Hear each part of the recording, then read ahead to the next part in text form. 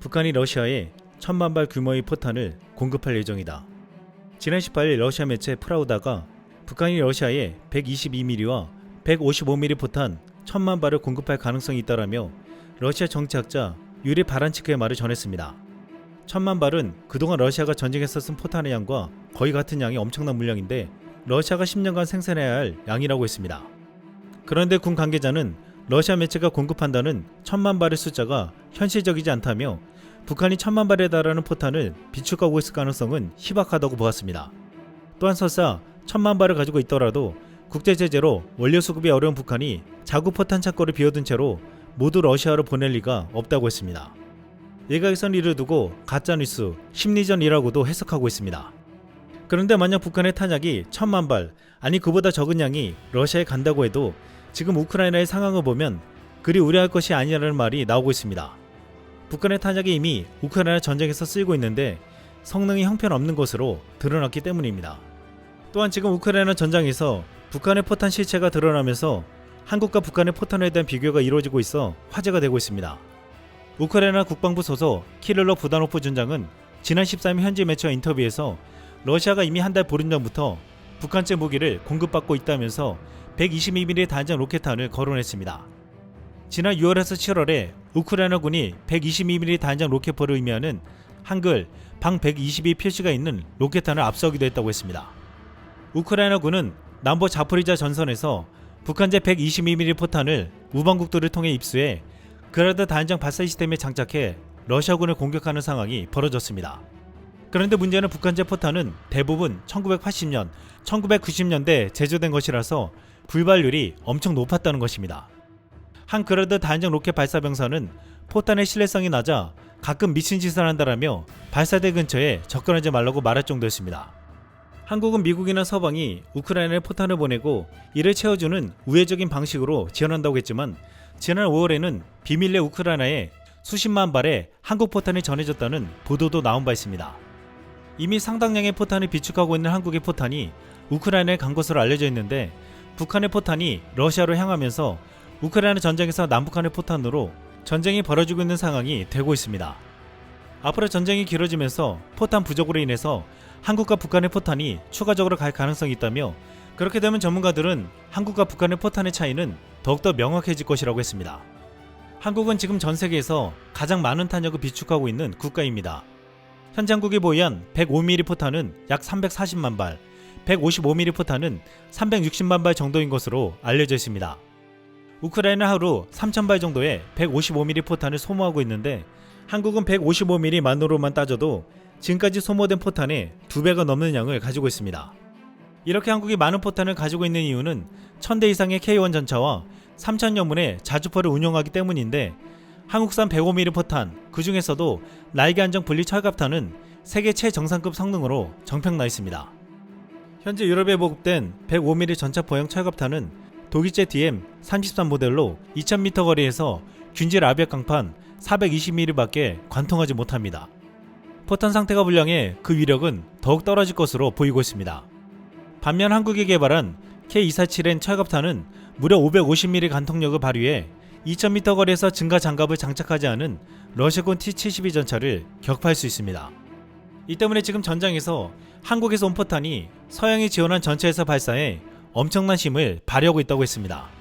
그런데 한국은 가지고 있는 세계 최고의 탄약량과 품질도 중요하지만 현재 155mm는 작심하고 만들면 월 30만 발 이상 생산할 수 있고 풍산에서 만드는 각종 포탄을 다 합치면 연간 1억 발의 탄약을 생산할 수 있다는 것입니다. 현재 한국이 생산해서 비축하는 포탄의 양은 북한의 남침 전쟁이 일어났을 때 단 일주일에 쓸 수 있는 양인데 그 정도밖에 만들지 않는 이유가 있습니다. 탄약에도 유통기한이 있어서 유통기한이 지나면 성능이 저하되고 사거리가 짧아지며 표적에서 빗나가 정밀 폭격이 불가능해집니다. 이 때문에 한국은 가장 상태가 좋은 탄약을 생산해 유지 관리하고 있습니다. 또한 한국의 대규모 생산 라인은 세계에서 거의 유일합니다.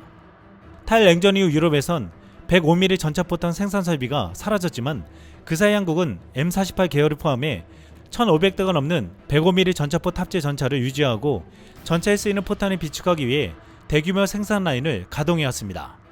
북한은 최소 100톤 이상의 탄약을 비축 중이라고 알려져 있지만 30년, 40년 전에 만들어 놓고 열악한 저장 여건으로 인해서 대부분 불바탄이거나 문제가 있는 탄약이 많을 것으로 보고 있습니다. 러시아가 전차와 자주포 등 전력의 손실이 심해지면서 오래된 무기들을 꺼내 쓰고 있는데 여기에 북한은 오래된 포탄이 호환되어 요청받고 있지만 실제 전장에서는 크게 쓸모가 없는 상황이라고 했습니다. 실제로 과거 연평도 해전에서 북한의 방사포가 쏜 170발 중에 절반이 넘는 90발이 바다에 떨어졌습니다. 결국 우크라이나전이 장기화되면서 한국은 전차, 자주포 등 재래식 무기뿐만 아니라 포탄 생산 능력까지 부각되며 군비를 증강해 무기를 사려는 국가들에게 러브콜을 받고 있습니다. 지금 한국의 무기 중에 전 세계에서 가장 주목하는 무기 중 하나는 K2 전차입니다. 폴란드가 무려 1000대를 도입하기로 하고 루마니아, 체코 등 많은 동유럽 국가들도 도입을 검토하고 있습니다. 폴란드에서 K2 전차를 선택한 것은 한국이 유럽의 방산 시장에서 새로운 입지를 가질 수 있게 해주고 있습니다. 그동안 폴란드가 한국 무기를 선택한 것에 대한 많은 분석이 있었지만 오늘은 네이버 경제 분야 10만 인플루언서 메르님의 신간 1%를 읽는 힘의 내용에서 인사이트를 얻으려고 합니다. 이 책은 출간 즉시 모든 서점에서 종합 베스트셀러 1위를 달리며 큰 영향력을 발휘하고 있습니다. 1%를 읽는 힘에 우크라이나 전쟁이 일으킨 나비효과라는 챕터에서는 왜 폴란드가 미국과 독일 전차를 두고 한국 전차를 선택했는지를 자세히 설명해주고 있습니다. 이 책의 설명은 이렇습니다. 폴란드는 미국과 240대의 에이브람스 전차 도입 계약을 맺었다. 하지만 에이브람스 전차는 무게가 많이 무거워서 늪지가 많고 지반이 약한 동유럽에 여러가지 곤란한 점이 많다. 미국은 공병이 강하고 전장을 장악하는 능력이 좋아 전차가 독자적으로 잠수도하를 할 필요성이 없다고 보고 에이브람스 전차의 설계에서 잠수도하 기능을 빼버렸다. 이런 이유로 미국의 에이브람스 전차는 강력하지만 하천과 늪지가 많고 공병이 약한 폴란드로서는 운영에 장애가 많은 전차가 되었다. 지금까지 유럽 지역에서는 독일제 레오파드2 전차가 주도했다. 독일을 포함해서 유럽 지역이 25년간 군비를 축소하고 있어 레오파르트 전차는 사우디 수출 계약을 기대하며 생산 라인을 유지해왔다. 하지만 독일의 의회가 사우디의 빈 살만이 자말 카슈크지 암살 사건을 일으키자 인권을 앞세워 사우디와 수출 계약을 뒤엎어버렸다. 사우디를 기대하며 운영되던 레오파르트 전차 생산 라인이 중단되었고 생산 라인을 재가동하려면 많은 시간이 필요한 상황이 되어버린 것이다. 레오파르트 전차 생산 라인을 재가동하더라도 재무장하려는 독일 자체 수요를 충족하기에도 역량이 부족하다. 이 책은 이렇게 설명하면서 폴란드군이 방어해야 할 전선이 무려 900km나 되는데 미국의 에이브람스 전차로는 험악한 지형에서 방어가 어렵고 독일 레오파르트 전차는 생산력을 잃어버렸다고 지적했습니다.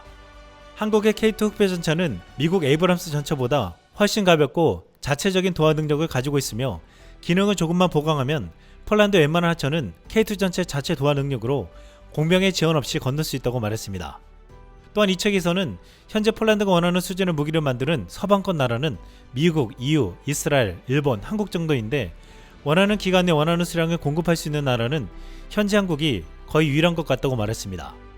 EU국들은 군축으로 제조 역량이 많이 떨어졌고 미국은 판매하지만 현지 생산을 잘하지 않는 나라인데 폴란드는 최종적으로 현지 생산을 원해서 진도가 나가지 못하고 있다고 말했습니다.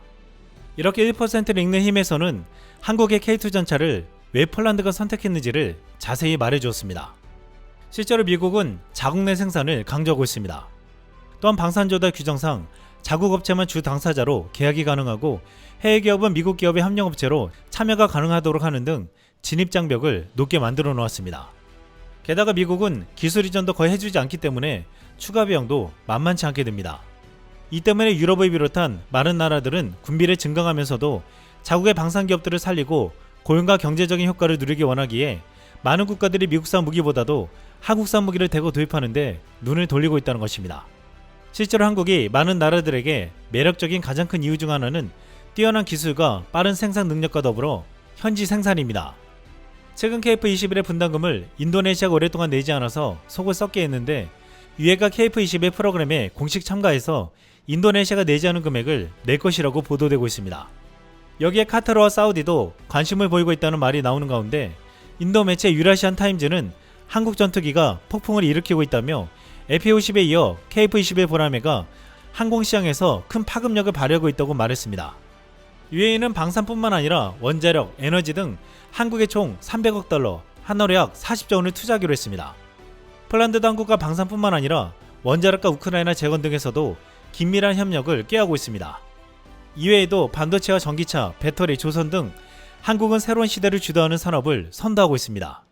지금 한국에서는 부를 창출할 수 있는 새로운 기회가 만들어지고 있는데 1% 읽는 심에서는 전기차와 배터리 전쟁의 미래, 슈퍼사이클을 준비하는 한국의 조선업 등 지금 시점에서 한국에게 찾아온 기회와 미래 과제에 대한 이야기를 전해주고 있습니다. 자원이 없는 한국은 그동안 수출로 먹고 사는 국가로 끊임없이 기술을 개발하고 연구하며 전 세계 시장에 최고의 상품들을 내놓았습니다.